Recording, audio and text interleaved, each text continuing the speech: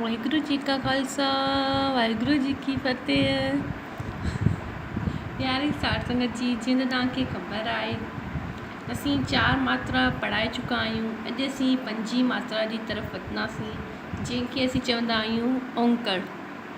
असीं इन मात्रा खे औंकड़ चवंदा आहियूं, जंहिंजी सुञाणप आहे हिन सर्किल में जेको डैश ठहियलु आहे उहा जी सुञाणप आहे। असीं इनखे औंकड़ चवंदा आहियूं। औंकड़ वड़ो औंकड़ वड़ो औंकड़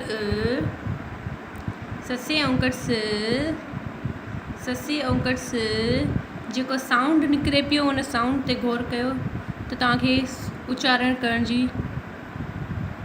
तव्हांखे अची वेंदो। हाय औंकड़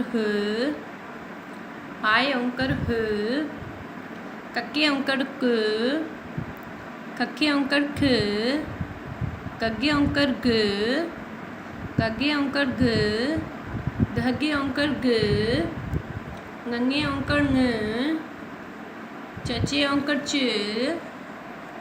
चचे औंकड़ छछे औंकड़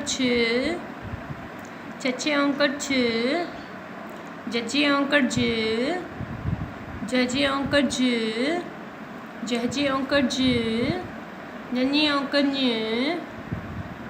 टटे औंकड़ टटे औंकड़ ठठे औंकड़ डडे औंकड़ ढडे औंकड़ रणे औंकड़ तते औंकड़ तते औंकड़ थथे औंकड़ ददे औंकड़ दहदे औंकड़ नन्हे औंकड़ नन्हे औंकड़ पपे औंकड़ पपे औंकड़ फफे औंकड़ फफे औंकड़ बब्बे औंकड़ बहबे औंकड़ मम्मे औंकड़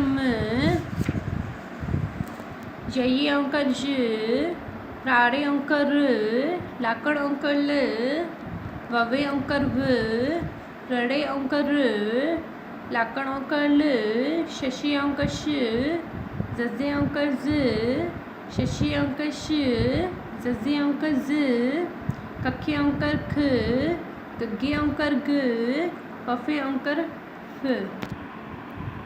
वाहिगुरु जी का खालसा वाहिगुरु जी की फतेह। प्यारी साठ संगत जी, तव्हां सां वेनिती आहे त तव्हां असांजे चैनल खे सब्सक्राइब शेयर ऐं लाइक ज़रूरु कयो ऐं कमेंट कयो, जीअं त असांखे ख़बर पवे त तव्हांखे मात्रा सम्झ में अचे थी या न। ज़रूर सां ज़रूरु मैसेज करे ॿुधायो असांखे त तव्हांखे सम्झ में अचे थो या छा।